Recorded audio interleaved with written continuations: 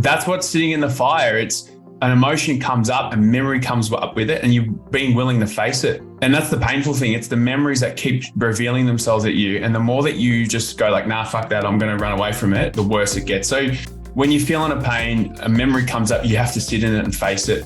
And the more you sit and face in it, your nervous system regulates with that, and you create safety for self in that. And then while you keep doing that, you start to build compassion for that inner child. And you realize that inner child had no idea what he was doing. His brain was developing. He couldn't think for himself. He was taking on everyone else's beliefs. And so you start to grow compassion towards yourself at the same time. So that's how healthy it is to sit in the fire, because you actually grow resilience, strength, and love and compassion for yourself by doing it, even though it sounds like completely counterintuitive. Yeah. So that's the value of sitting in the fire. On this week's podcast episode, the three of us do our quarterly check-in, and we talk about what's working for us, what's not, and what we're going to do differently in Q3. Enjoy the episode. Ladies and gentlemen, welcome to the MoMENtum Lifestyle Podcast by myself, Blake Worrell-Thompson. And me, Janoah Van Keekum. MoMENtum is a men's wellbeing and performance community dedicated to helping men be better. Each week, we deep dive with your favorite thought leaders and experts from around the world to get their insights to help you be better. Enjoy the episode. Now, guys, before we get started on this week's podcast, I want to talk to you about our MoMENtum Mastermind. The Mastermind is our 12-month program for men who want to surround themselves with other committed men, all with similar interests, values, and goals. Whether you're looking to build or grow a profitable lifestyle business, develop financial freedom, get in the best shape of your life, or create an intimate and epic relationship, the Mastermind is perfect for those who are looking to have it all. We know that to create these results and this kind of lifestyle on your own can be super challenging. So join now for your free 30-day trial. Simply visit our website, www.themomentumlifestyle.com.au. Up the top, you'll see a section for programs. Click on the programs, you'll see our mastermind, and you can sign up there now for your free 30-day trial valued at $1,000. We look forward to seeing you part of the mastermind. Gentlemen, Q2 is done. How are we feeling? I've got all sorts of emotions right now, mate. A whirlwind. We're in the fucking fire. In the fire. In the fire. We can rip straight into it. And Spark, seeing you're up and about, I guess we'll start with the win, and let's start with the challenge. I guess a better idea. Yeah. We'll finish on a high. Yeah. Oh, wow. All right. So, what's the challenge? So I'm in the fire at the moment, and it's fucking hot. It's burning at the moment. And so part of my win is coming up to the Gold Coast, and part of the win is being in the most safe relationship I've ever been a part of. Another win is I'm giving you all the wins, by the way, which is leading me to the challenge. But the biggest thing I've learned this quarter is when you are absolutely at your safest, you will be revealed where you need healing the most.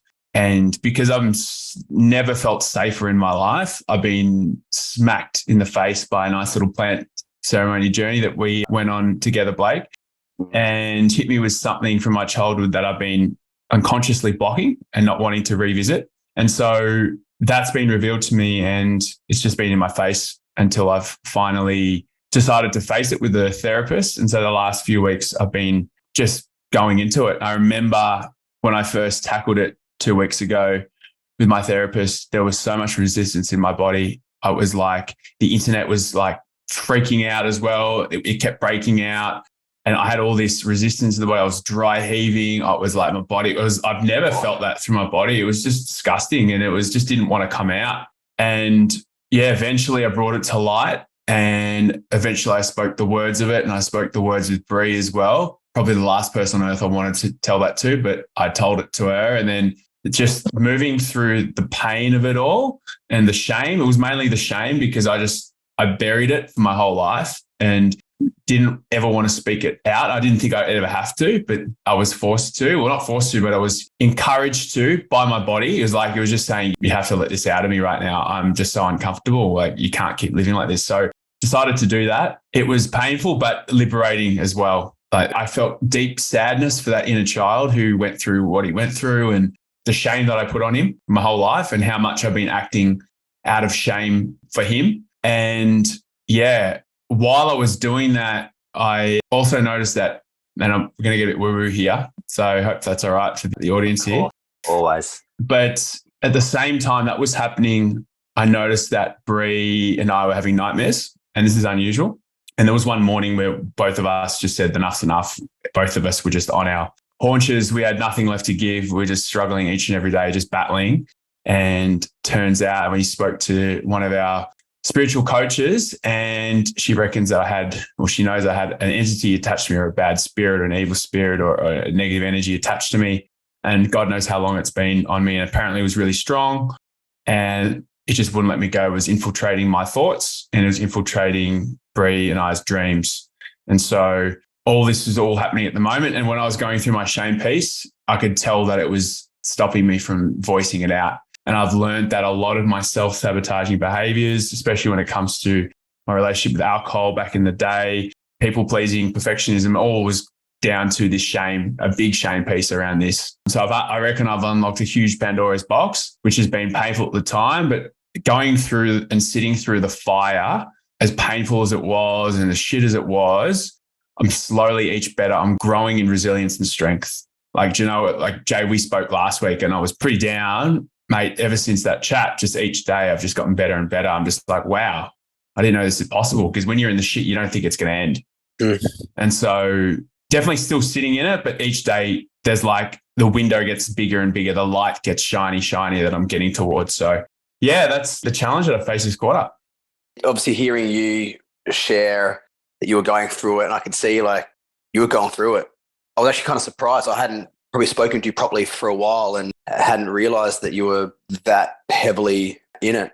And one thing I wanted to ask you to extrapolate on, when you talk about like sitting in it, and because, just thinking for when people are hearing going, oh, I'm going through something hard, and I'm like, yeah, but I'm sitting in it, I'm working through it. Like, what does that mean? Do you know what I mean? Like, what does it mean to sit in the fire?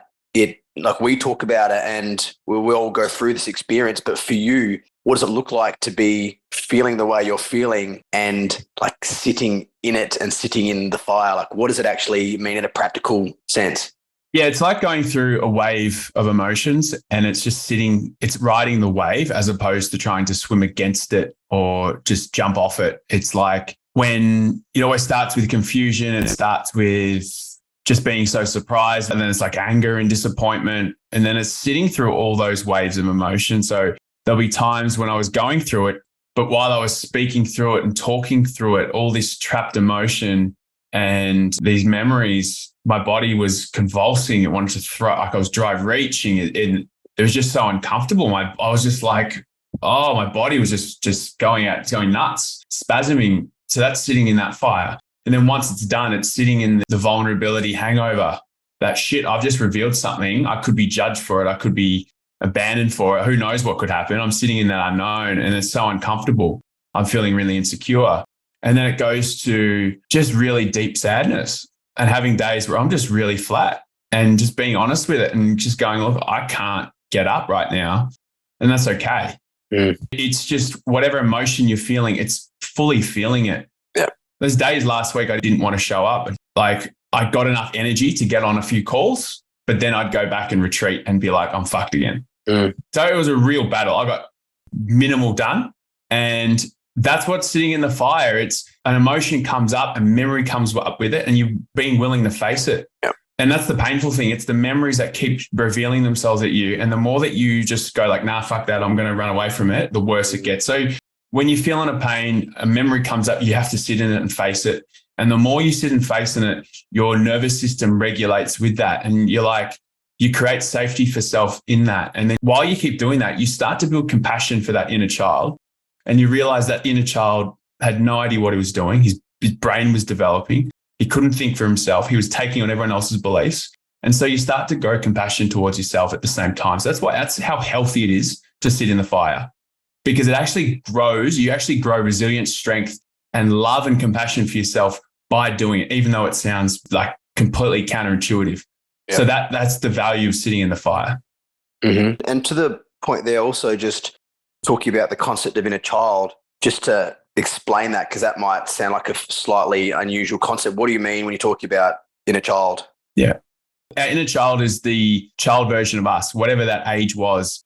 It's the child of ours that went through a certain event, scenario, a piece of trauma or whatever that was, an experience that created a story about themselves or decided something about themselves and carried that for the rest of their life. The inner child is that child back at whatever age was hurt, was in pain, that needs some love. So we all have memories that aren't pleasant for us. And there's the child version of us at that age that needs our attention, that needs the love, that needs essentially reparenting. And so inner child work is going back to that child. So let's say, for example, I suffered some bullying when I was like, 7 years old, 6, 7 years old. Inner child work is going back to that child who was 6, 7 years old, who was bullied, and sitting with him, being with him, loving him, giving him what he needs, helping him reprogram the belief he created in that moment. So that's what inner child work consists of. Thanks, Bruce. So Sparks, one of the things that has obviously happened to you and is very common, whether it be in particular kind of plant medicine or even MDMA therapy, is a thought or a memory or an incident is so far suppressed that people forget about it. And then there's almost, again, having experienced it firsthand, but witnessed it a lot in therapy as well, like people are almost gaslighting themselves or questioning themselves as this piece has been revealed. And this happens a lot in sexual trauma, when people are doing MDMA therapy and this memory comes up that they're like, fuck, I didn't even know that this happened. What's that process like for you where it becomes revealed? Like in hindsight, is there any memory, or is it purely a case of like it's so far suppressed that you had absolutely no idea about it? Yeah. So this particular memory was like, I know it back to front, and it's something I decided to unconsciously block away and not revisit. I know it's there, and I thought it was nothing while I was going through life. But then the plant medicine revealed to me that, oh shit, this is something you need to look at. And all it wanted me to do was acknowledge it. And once I acknowledged it, I was like, wow, okay, this is something that has been troubling me more than I realized. And so, yeah, when it first appeared in the plant medicine journey, I thought it was something else. I thought it was something far, more damaging, I'd say. And I was searching, but it didn't reveal anything else. But it showed me what I needed to see. And it was something that I've unacknowledged, but I've known my whole life, and just decided that I'd never revisit it again. And so it was real confronting that I can't even unsee that. And realize, wow, the more I dig into it, and especially when I was uncovering it, the amount of resistance the body was going through was like, yeah, this is the trauma piece that I needed to deal with. And so that was my process of going through it, where I know I've heard of many friends of mine who in those journeys are revealed something they just genuinely don't remember. The trap that I got caught in though, which is a tricky one, is was there something more? And then you go searching for things and you start to think of things that you make things up. It's like, whoa, did this happen? So that's where you do need a bit of guidance with a professional to work through that. Brother, appreciate you sharing, especially it's even harder to share when you're still in it. As opposed to, in hindsight and when you come out the other side. So I appreciate, it's still quite raw for you and going there while you're still processing it and moving through it. Appreciate Thanks for listening, boys. JV, challenges, my friend. What do you got for us? So one thing actually first I wanted to comment on that, which I didn't get to mention before, was the way you've used that, Ev. We've got some feedback from a couple of guys like through the workshops so you've been doing the workshops in our mastermind for the last few weeks around like intimacy, right? And connection. And funnily enough, while you are in this ultimately like shame-filled, vulnerable state, what I'm hearing is that these workshops have been some of the best that their guys have had in terms of creating this environment. So also just for you as a note, that pretty cool what you've done in terms of whether it's consciously or not, utilize this energy that you're in to create a pretty powerful environment in the mastermind workshop. So just I wanted to bring to light as well that while maybe you feel like you haven't been performing at your best, we're still seeing some examples of where you're using the energy of this in a constructive way. So just noticing that one as well for you. And also, just before Jay starts as well, shout out to Breeza, who she's, I don't know, I'm getting emotional, but like every bloke goes through a stage at some stage, and to one, have a good group of friends is amazing. And two, to have someone who can hold the space, understand, like you really, I don't know if this resonates with you, Sparks, but having been on both ends in terms of a really supportive partner who gets it and one who definitely tried but didn't get it. you really feel like nothing's too hard when you've got someone who gets it and who can hold space and who's got the emotional intelligence and who's just like a fucking dead set legend the way Breeze is as well. So I don't know if that really lands for you, but there's a real empowerment that comes when you're in the fire, when you've got the fucking ultimate person by your side as well. So shout out to Breeze. Yeah, you've stole my win, but I'll talk about it in our win. Sorry, brother, come back to it. That's all right. Great minds think alike, but I'll come back to it, and I'll follow on with the fact we don't want to take any more time away from Jay. We'll just edit it out. We'll cut it out. You'll cut that out. Don't worry about it. So a challenge for me over the last 3 months has been off the back of the challenging 6 months prior to that. And it's been around decision-making and then self-doubt and questioning myself. So obviously, we shared last time that the block that I've just been through from sort of the tail end of last year up into the last few months has been one of the most challenging I've ever had.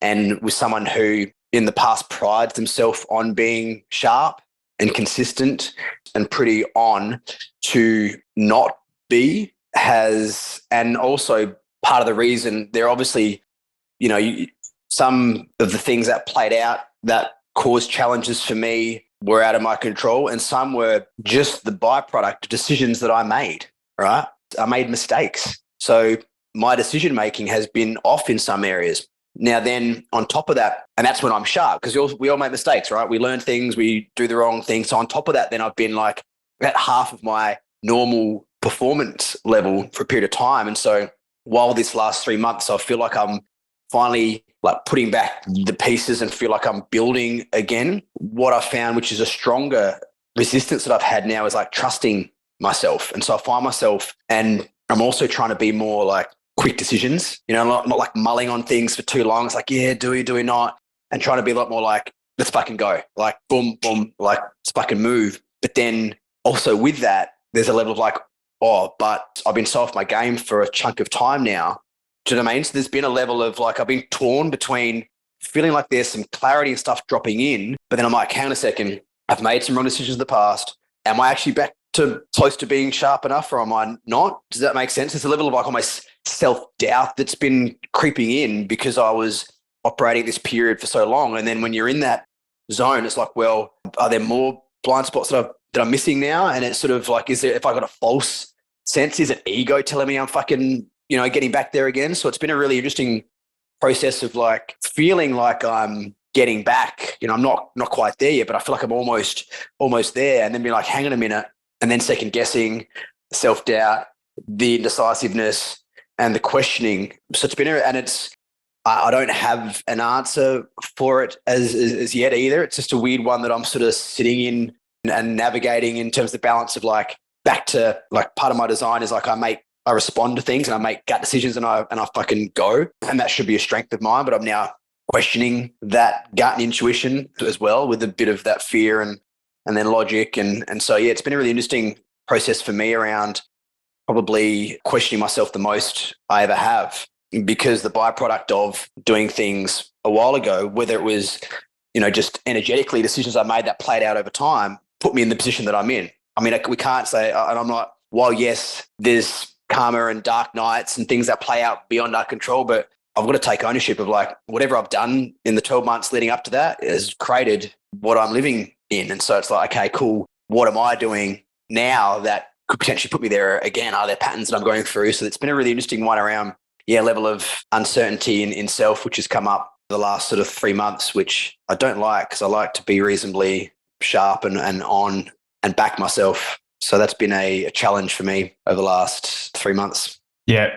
Mate, what I get from that and what I've seen over you in this quarter is that you're up leveling, like you're intentionally up leveling. And I'm just like, what you're going through, do you think that's a byproduct of that up leveling process? That do you feel that each time that you up level, you face these new kind of doubts that you've talked about? Yeah. So this is one part of it I've looked at. I'm like, is this my like fuck around, like my bashing and stripping away and reevaluating and questioning values and self and decisions and behaviors? Is that what this all is? It's like, and that'll sort of tie into my win a little bit as well. So there's part of me that's like, yes, I 100% agree that I was set to experience something like what I've experienced the last 6 months, regardless. I think that was going to play out in a way. And so, yes, there's 100% a level of this is my tearing away to get rebuilt. And with that comes a bit of the scatteredness and things falling away. But then there's still a piece of me that's like,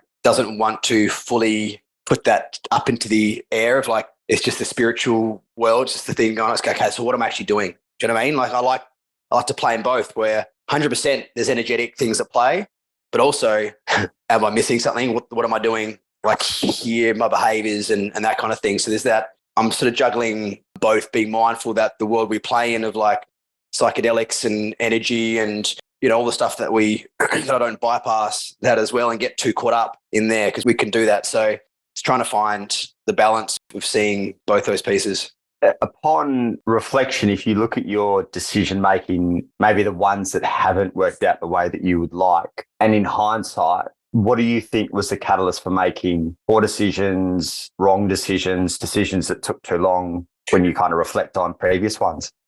So there's been a combination of things. One is around some decisions I made were to say yes to things from a level of like trust that it's going to happen, but I wasn't in a solid enough position to be doing these things. So it's almost like I hadn't developed enough like consistent representation of this thing, actually these things playing out. So in specifically it was more around like financial and so what I did was I said yes to things that I was like, yeah, this should turn itself around. It should turn itself around. So there was a should there, right? And so I put myself at risk and things didn't turn around. And part of it was a level of ego, like feeling like at this stage I should be, you know, I've done all this work. That's where I should be going by now. Like this is the work I've done. This is where I'm at. This is how old I am, blah, blah. It's like, come on, this should be. And so there was too much of that going on and putting myself in situations where I was out of my depth in terms of what I should be committing to. Some of the other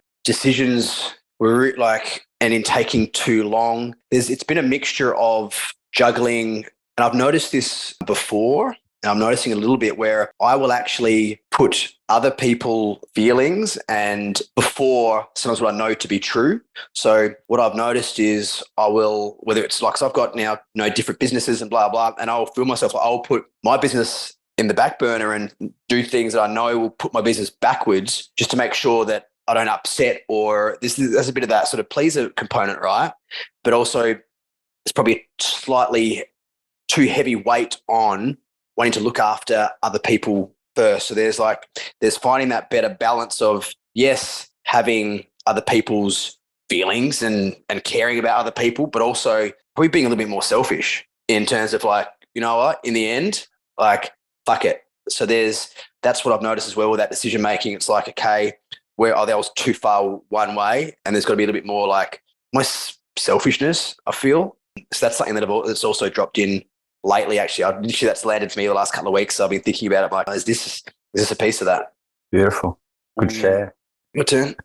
Challenge is an interesting one. It's actually, Jay, you've obviously seen it in full flight, and Spark, you've, I think, got a taste of it just through Bree and Shani directly in our chats. But it's actually been more navigating and observing and supporting Shani through some stuff that she's been going through, which I found really challenging. From a business point of view, she's absolutely flying, but just some personal stuff that has been really challenging for her, and probably the most challenging I've seen her in the 2 years that we've been together. And it's, you know, your heart breaks when you see your partner as upset as she's been at different times over the last few months in particular, and just navigating your role. Like naturally as men, you want to go in and fix and save and protect and provide and, you know, all those elements, but knowing that she's more than capable of navigating that herself, and knowing that she's like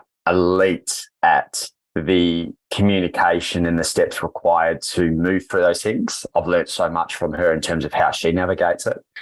It's just been really challenging. You know, like even it was the last night of one of our retreats, which I was only really up the road. I was 30 minutes away. I literally thought about, you know, leaving the retreat late that night to go and be with her and then come back first thing in the morning. She was, you know, the most upset I've ever seen her. So, you know, not being there in that moment was really challenging. And yeah, you know, part of me goes into almost that savage mode of wanting to like fuck shit up as a, probably an unhealthy, dysfunctional, masculine part of myself, but more from a protector of her. So it's just been, it's been hard watching, and it's been hard not overstepping and just holding the space and not being involved or not being, too involved. And it hurts when you see someone that upset.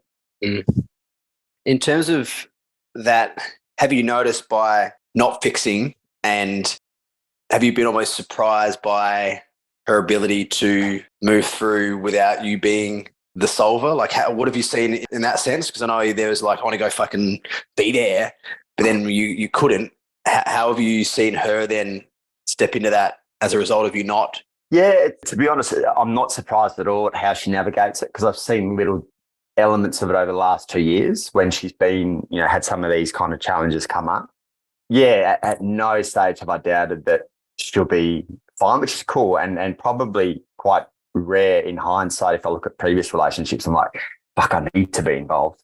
But at no stage have I ever doubted that she'll be able to navigate her way through it. It's more like, it's almost like a helplessness of like, you're sitting there while someone's in so much pain and you want to get them out of the pain sooner than later. And you're navigating this, like, the pain's actually good for them because they've learned so much and there's so much growth and healing that comes on the other side of this. And to overstep the mark is to take away from their lessons and their growth and their resilience that, and even their kind of sovereignty that is possible by allowing them to navigate it themselves. Do you feel there's any residual of like the savior coming in, of you like wanting to like, step in as the man who comes and saves? I know that's an energy that I've had in the past with women. It's like I've almost wanted to step into that role. Do you feel sort of any residual of that? Yeah, it's interesting. I did a lot of work just before I left the UK around the drama triangle, which I'll probably continue when I get back. And one of those elements is the saviour. There's probably a little bit of residual, but I feel, and I'll be interested in getting some reflections from some of my, closer crew, obviously you two being involved in that, as to whether there is any saviour complex. Saviour feels pretty clean to me these days. It's actually more the aggressor and the victim that I'm really seeing come up and out a lot more than the saviour.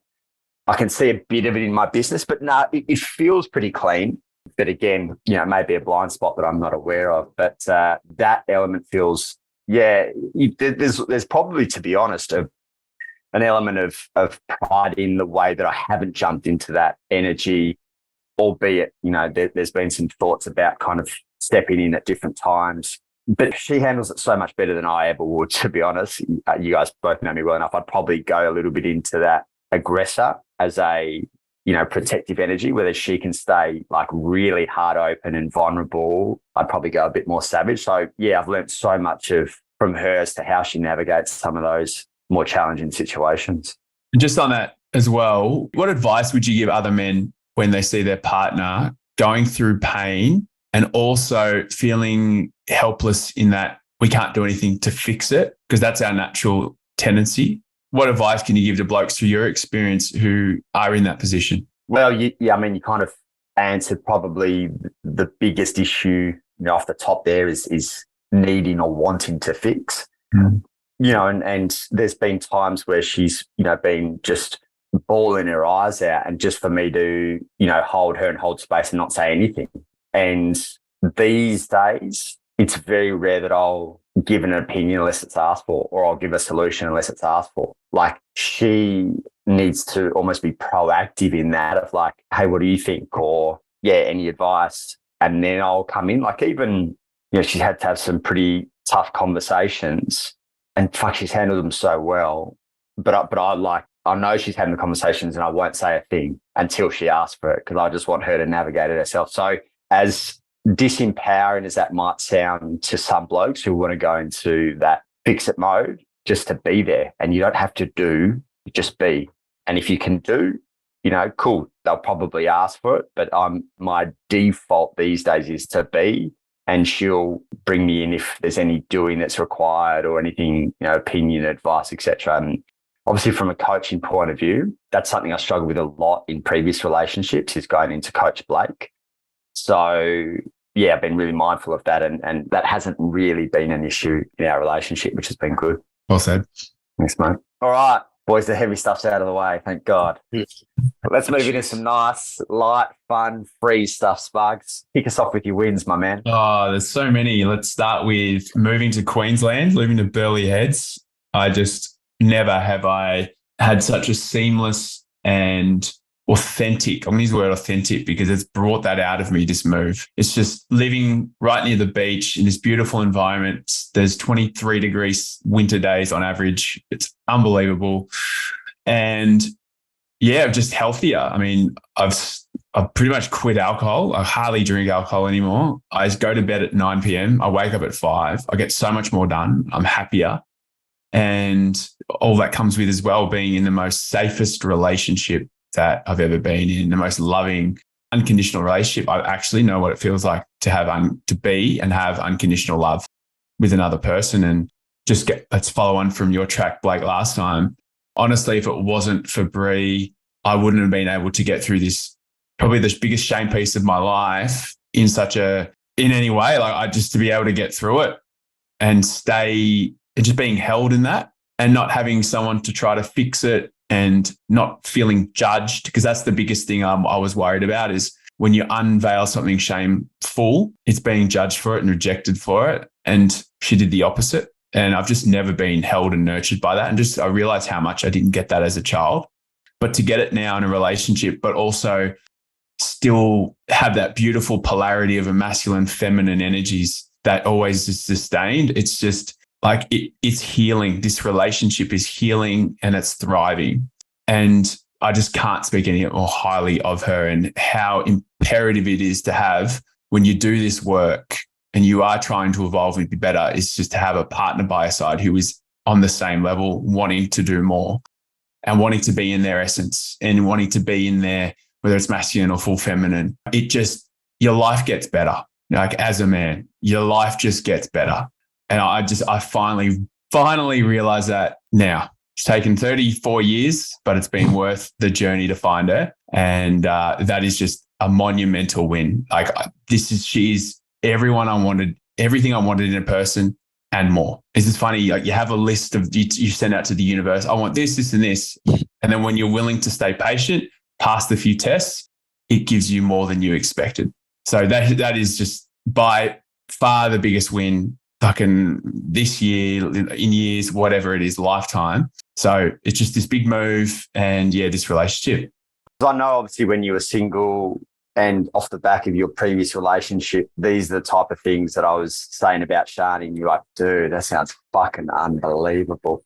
How do you, and it does, we don't have to kind of relate it to anyone specifically in terms of your history, but because I get it.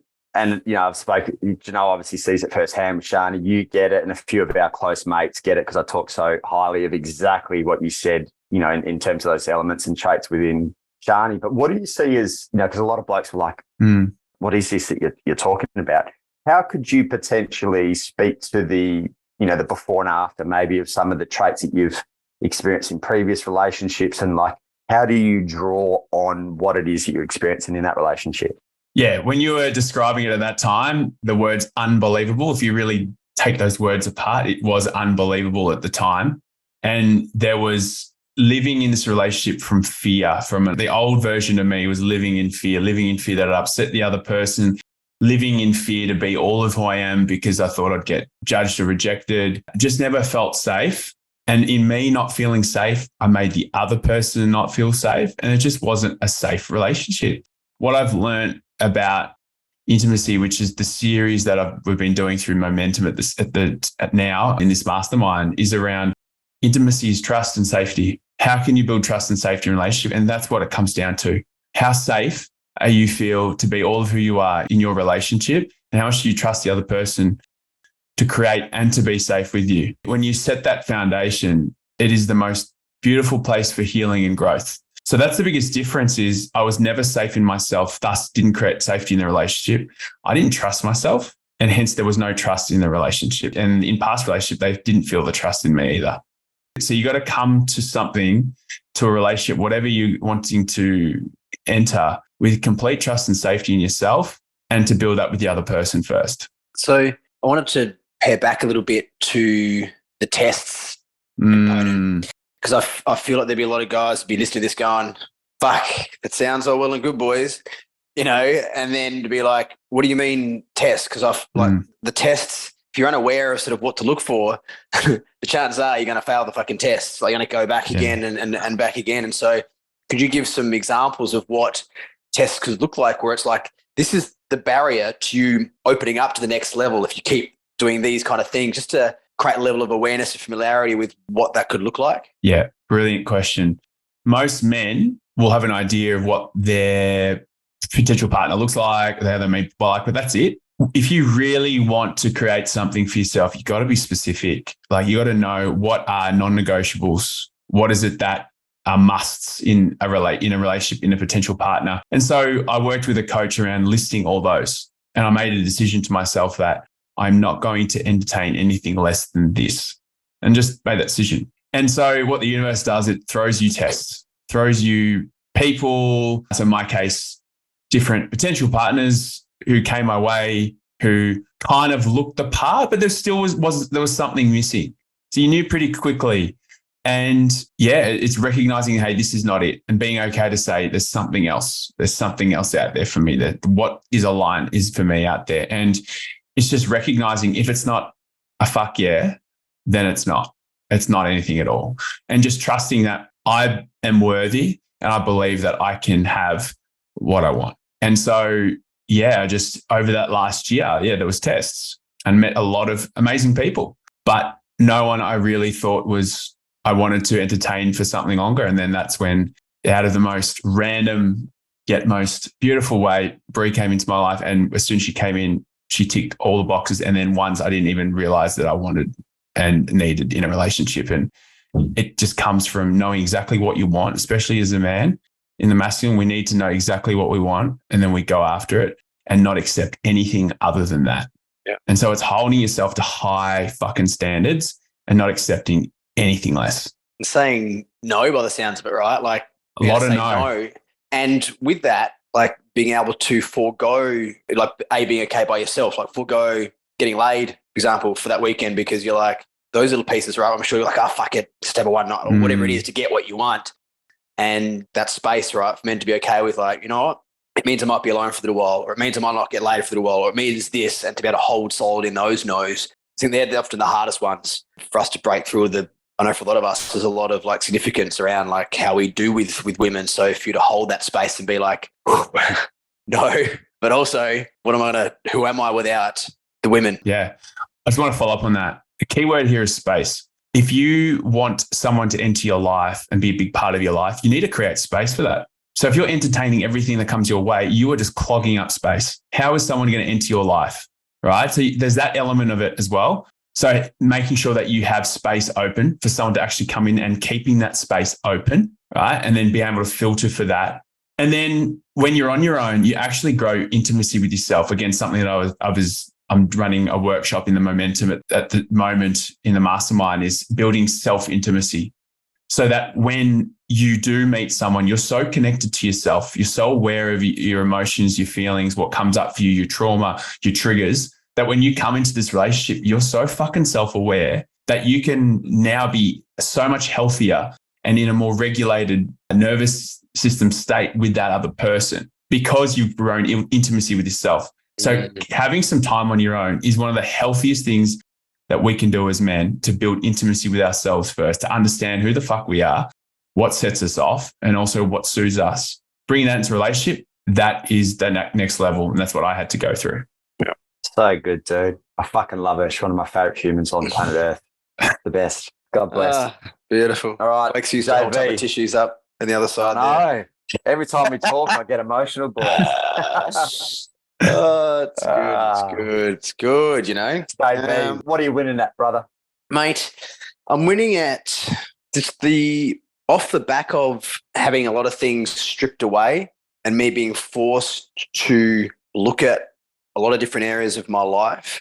The win for me has been that in itself, like looking at everything like taking a step back and being like, is this really what I want? Who do I want to be? And it's looked in a few different areas. Like one is we were chatting before around am I a coach, business owner, entrepreneur? Like that really set with me. I was like, actually, what I've been trying to push and create is all around me coaching, and even like my involvement with MoMENtum, which I've mentioned to you. Like a big thing for me is to like acknowledge that it's like, I don't want to be the coach. It's not what I want to be. I am interested in the entrepreneur, multiple business owner, advising, mentoring people. Like I love that. That's where I get off on networking. And so what the excitement for me is that I'm feeling the most excited I've felt in a long time because of like the opportunities that have come from me having to reevaluate. So there's the piece around, well, who do I want to be and what's my identity? And it's the business owner, right? Experience in multiple areas like that for me really excites me. It's around the shift in like I had one day up in Goldie to do networking, like just having coffees with people and blah, blah. And I'm like, I get off on that and I'm great at it. It was what I did for 7 years, my old business, building businesses from scratch, because that's what I naturally am good at doing. And I'm like, oh yes, here we go. Even with like finances, from looking at the finances situation, I've now decided, fuck it. Like I've taken all my super out of my super and I'm studying how to invest in multiple different areas. And so there's just like this power and excitement that I have from the stripping away that's caused me to look at the way I'm doing and behaving in different areas. That's now allowed me to step into more aligned ways of looking at things. And it's created this whole new level of excitement and energy for me, which is after the last little block, it's cool. It's like, this is what I should be doing. This is what I should be doing. And then also with that comes that now there's a level of trust, because when I'm in alignment, that's when I'm magnetic naturally. And already some things have started to shift, with just opportunities dropping in, business, women, like things that was really just fucking gridlocked for a while. It's starting to play out. And it's because I'm starting to find and making calls on things and saying like, this is not what I want to do anymore, and being okay to sort of let some things go. So it's been a really like strip away and really taking some more ownership around who do I want to be and what does that look like, and stepping into that, and then just feeling in my body the excitement that I feel around certain things and seeing little things start to come back to me as a byproduct of that. So yeah, it's been like an up-leveling and a relearning like who I am and where my strengths lie, and less sort of pushing and grinding through the things that aren't. So yeah, it feels there's a level of lightness and optimism that I'm feeling after a heavy, heavy period, but it feels like I look ahead and I'm like, oh, what's going to drop in? Like, It's a nice feeling to have after being quite like, like almost before I was like, all right, where's the next one coming from? But this is, the guard's up, and now it's like, all right, what's going to drop in? So that's been the win for me over the last month and a bit is probably where that sort of shift has come. So feeling good.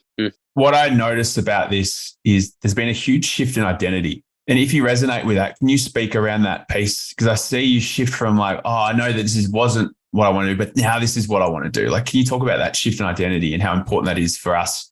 Yeah, to recognize. Yeah. So our identity is what will influence naturally our behaviors, right? And so I had this identity that I was kind of attached to with the idea of, for example, the concept of being a coach, right? So the identity of a coach means you have a coaching business and you do lots of one-on-ones, and that's the model that you follow.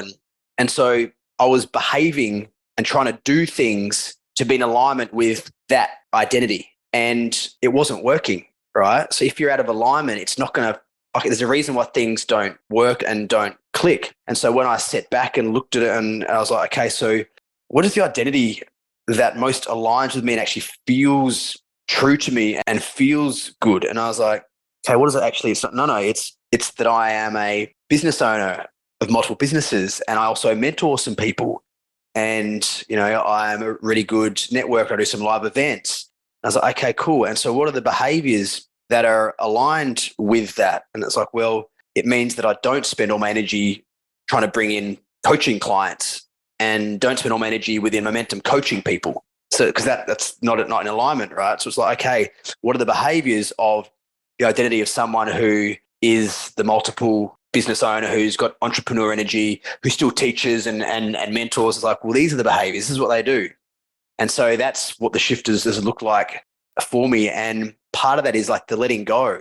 Because also this is what when egos become attached to an identity, it wants to reinforce and support that at all costs. And so this is where it can be challenging. And even the reason why I might have taken so long to do it, because I remember even looking at this coach concept is really cool.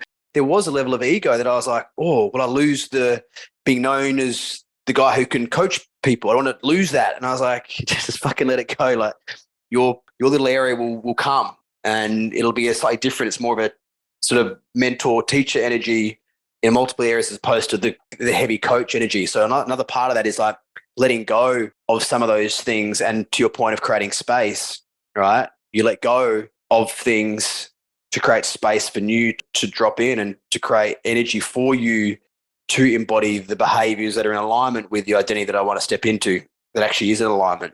And it comes from, I've learned this through multiple things of like stillness. One of the biggest things that I've had over the last few months has been stillness with self, just sitting, thinking, going for walks, thinking, using psychedelics, like the inspiration that comes from that, having trusted people reflect things back, having intuitive people reflect things back. Like it's not just it's been a multitude of things that have, and then you start seeing little patterns. It's like, oh, okay, I'm seeing something here that's dropped in for me a few times. This person's mentioned it. It came in my journey, and then you start seeing things like, okay. And that's using multiple, not just one source as well, which is part of that process of like, what is the identity of who I want to step into? Because it's not always that clear to us. So it's a combination. And but to be the biggest one is like stillness, time, not doing time with self, which has allowed so much to drop in. So yeah, that's a nice little evolution. I think all three of us could probably agree that identity is underrated in terms of personal development, growth, healing, and expansion. How would someone start to identify? Like people be like, what the fuck's this identity? What does ego even mean? Like, where does someone even start with what their identity is? So your identity is who you say you are, right? And so when you start looking at, and it can be reflected by often where your energy is placed, your behaviors, where you're spending time, the things that you're doing. And so what that could mean is like your identity might be that say you want to start your own business, right? But when you talk about things, you're like, yeah, I work for this company. I'm a accountant and blah, blah. So already right there, the way you're talking about yourself and you're spending all your time going to work and working after work to get the job done. And there's no energy being placed on starting your own business. So a great way for you to review is to look at it and go, how do you introduce yourself? Like, where do you spend your time and energy? Where do you find yourself getting most defensive around things? Because the ego responds with defensiveness, projection. What's the identity you're trying to protect, right? Are you still trying to be the tough guy? Is your identity still the party boy? Are you still trying to be the ladies' man? Are there identities that are no longer serving you, but you find yourself going back? Are you the guy who's always at the pub gambling? All these things you look at and go, okay, I keep finding myself going back there, trying to prove myself. Where do you try to prove yourself? This is ego seeking validation for what it's trying to reinforce. So the ego's role is it's like meat operating system. It's animalistic. All it wants to do is reinforce, protect, and support the identity of the self, who we believe we are, right? And it'll do anything in its power to protect that, right? And it'll look for evidence and opportunities to protect that. And it'll get defensive and aggressive if any of that's challenged. So the ego isn't interested in expansion or growth or evolution. It's interested in staying the same and staying in controlled environments. So also if you find yourself going through these same patterns, same fucking loops, it's like, what's going on here? Why do I keep finding myself in this same fucking situation? Who is this? What's the identity of someone who finds himself in this situation? Blah, blah, blah. How do they behave? Well, the identity of the guy who's the party boy and the womanizer, they spend all their energy on apps, maybe, and going every weekend smashing piss. Okay, what is the identity of someone that I want to step into? Like, look for people around the world. Who do you admire and go like, you know what, that's the kind of guy that I would love to fucking be like. What does he do? Where does he hang out? How does he behave? What does he say? What does he say no to? And that's where you can start looking at the concept of identity and old identity, how ego only is interested in supporting that. And the way you sort of hack it is by slowly, consistently over time, behaving in ways that are in alignment to the identity you want to step into. Then ego starts going, oh, okay, I see now evidence. This is who we are now. And it'll start looking for ways to support that. So it's first going to be like, it's going to a bit of a grind at first to like step out of the comfort, because ego is going to initially resist that until it becomes familiar. So it's a fucking process, and a lot of it is unconscious. That's also the problem with it, right? So it's really helpful to have people, coaches, whatever that can help reflect things back. So a big life evaluation might be a nice way to look at it. Like, what's serving, what's not, what are the behaviors aligned to each, what needs to change? Just a simple first step. Just on that, guys, as well, don't underestimate, one, the importance, and two, the impact of shifting the identity. Again, I said it, before I asked Janoah the question, like, I think it's heavily underrated in transformational change. If you can't shift your identity, you'll keep self-sabotaging, or you'll come back to kind of old ways of being. So don't underestimate the significance of what Jay's just said as well. Truth. Win would have to be this event I went to last week at time of recording. This will be out in a couple of weeks, but called Baby Bathwater, which was fucking unbelievable. And I've tried to, for God knows how long, play it down just in case, it didn't reach my expectations or anything like that. I've struggled to play it down, to be honest. The lid popped well before the event, and the lid continued to pop throughout the course of the 5-day event as well. So for those that don't know, it's a 5-day event on a private island near Split. Even just the private island, like, was fucking unbelievable. So I went for a run each morning around it. It's like a 3K island, and there's probably 200 cabins on it. Like, it is built for this type of shit. Like, just who has a private island with 200 cabins on it? So we got the ferry over, and I've always had these feelings, and they've shown up in really dysfunctional ways as well, where I've tried to force people into being this type of person for me. But I've often had feelings of like, I really need to be in different environments that are super expansive and growth, I've even said recently, in order for me to lead better, I also need to be led, in terms of having a group that feels kind of really expansive for me in different areas. And this has been on my bucket list. It's been my number one bucket list for 5 years. And 5 years ago, I was obviously going through a really tough transition with business, and financially wasn't in a position to do it. And then over the last couple of years, COVID hit, so nothing was available to me. So it's been 5 years in the making for me.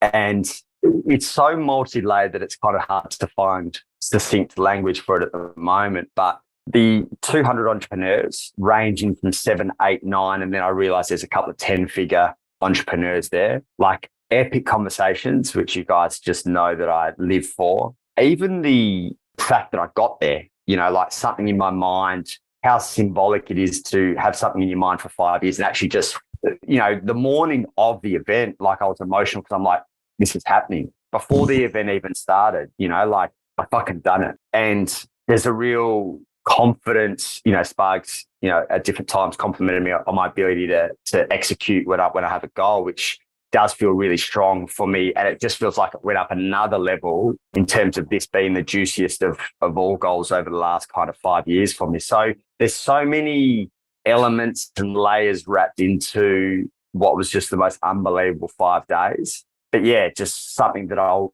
never forget, and something that hopefully I'll do again, and potentially even, replicate something like that in Australia would be cool as well.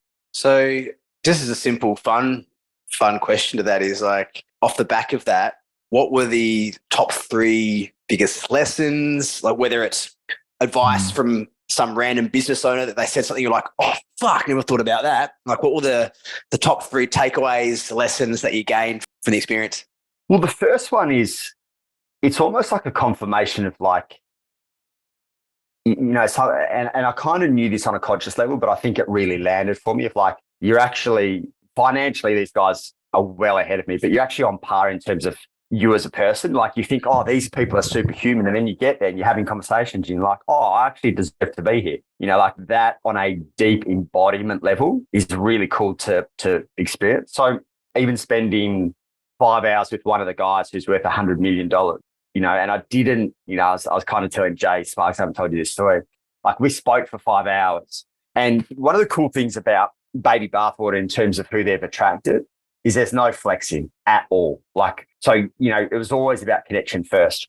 So him and I spending like 5 hours chatting, talking about business, life, relationships. I took him down some pretty gnarly paths around kink and BDSM and stuff like that. You brought your box with you, the special box. I bought my box of tricks. But it wasn't until he's like, somehow we got onto the topic of hobbies. And he's like, oh yeah, my hobby's collecting supercars.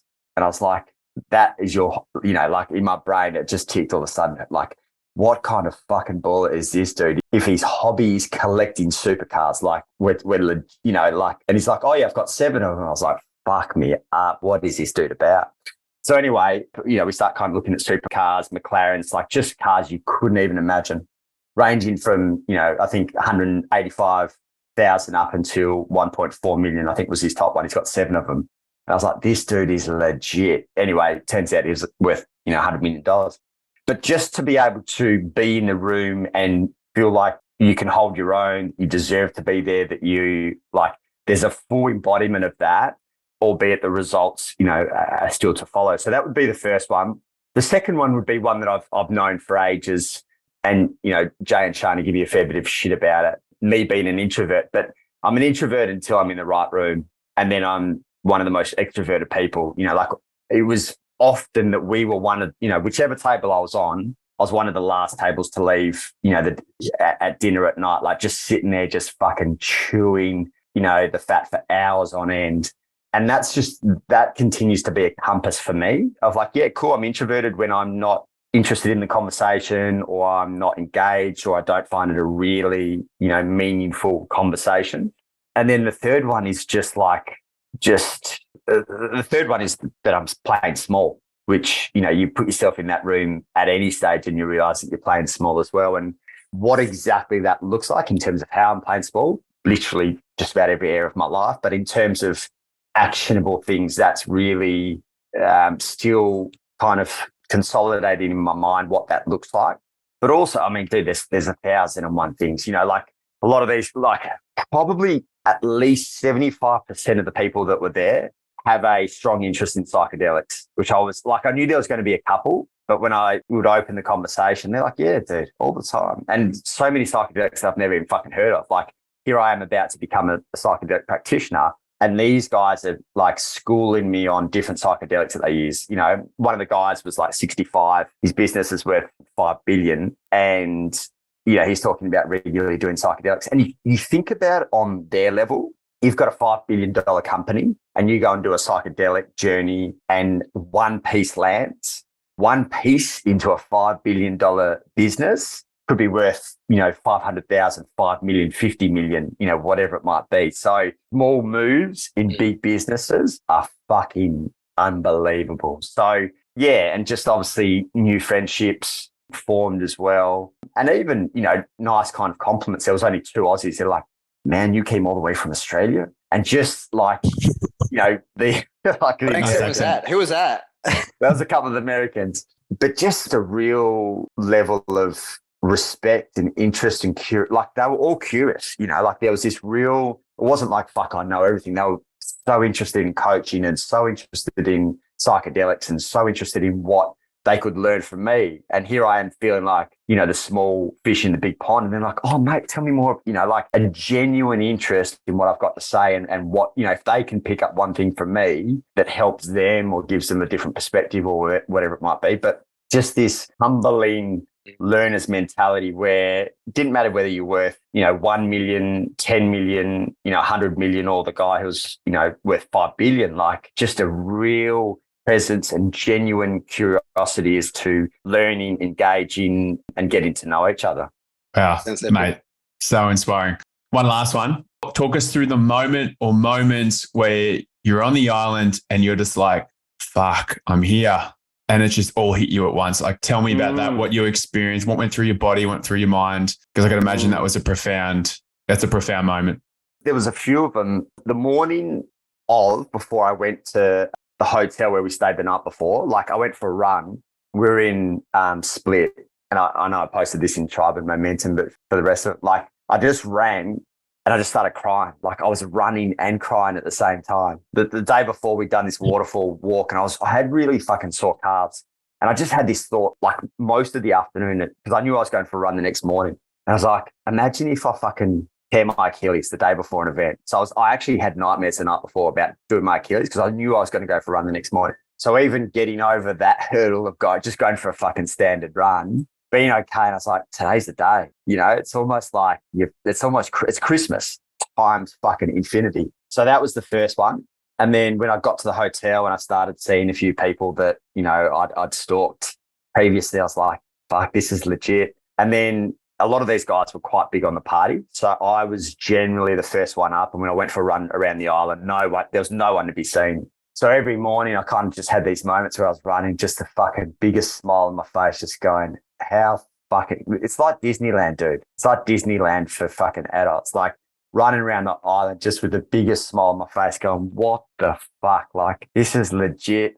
Like, it's happened. And also just a sense of, again, coming back to what I said before, just a sense of pride of like, you've made it happen. There's a moment there that I kind of reflected on the last 4 years. And, you know, we all have moments of ups and downs. You know, we've spoken extensively today about the downs, but I was able to zoom out and look at the last 4 years and go, you've had this was the final piece. And I forgot, because I remember saying last year, Thailand was the final piece. You know, when the working holiday of like final piece of all the things I wanted, that was the final piece that I wanted. I was like, nah, that's bullshit. This was the final piece because I wanted it for 5 years. And I had this moment where I zoomed out and I was like, you know, 4 years ago, Janoah and I decided to move to Byron. You know, 3 years ago, Shani came into my life.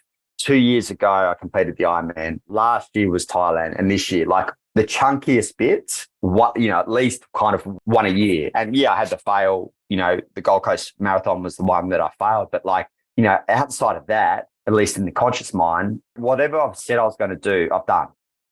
You know, so the confidence that builds on that, and I don't know what my big chunky goal is going to be for next year. You know, I haven't thought that far ahead, but like when you've ticked 5 of the 6 boxes of the biggest things that you put your mind to, you're like, it's not even a case of like if, it's just a case of when for me now. You know, that's the mentality that I go into a goal. Like I don't go, if I'm going to, you know, buy this property, you know, with Shani, or if I'm going to buy this car, or if the business is going to, that's just a case of when. So there's a real confidence and pride that comes in closing that loop that's more symbolic than just the event itself. Unreal, mate. I could sit here listening for hours. What a time to be alive. So there's a good insight. We've absolutely been in the fire as well, but there's a lot of good happening as well. And that's just the nature of life. And it's the perfect opportunity to give both the win and the challenge. So whoever's listening, just a little reminder that it's not all easy. And whatever you see on socials, I know we tend to post a bit of a highlights reel, but there's always shit going on, and there's always shit going on for everyone. So just whatever you're going through, hopefully this normalized it for you, which is a big part of what we always try to do. Keep on keeping on. And if you're in the fire, just, as Spug said, fucking sit Burn away. Burn away. But you know what? There's a really fucked up part of me that likes seeing people in the fire. I don't know why, but it's like... You're sadistic as fuck. It's sort of like... It's the sadistic element of me of like fucking... But there's also... Yeah, there's definitely that part, and it's strong. There's also a part of like, you're alive when you're in the fire. You know, like, welcome to life. You're in the fucking fire. And, you know, especially for blokes, it doesn't sit quite as well with me when I see females in the fire, but like, welcome, brother. Welcome to the fire. Fucking get in there, get dirty. And there's a level of, rightly or wrongly, there's a stronger level of respect for me when you've sat in the fire properly and you've done it. You know, I'll go to war. I'll go to war with those that have sat in the fire and not shirked it, you know, not gone sideways or tried to run around it, just gone, I'm going to fucking sit in this fire. I'm going to do the work. I'm not going to turn to alcohol. I'm not going to turn to fucking porn. I'm going to sit in it for as long as I need to, do the fucking work, and I'll come out with a few scars and a few burns, but I'll be better for it. Preach, brother. Keep sitting in the fire, fellas. Keep sitting in the fire.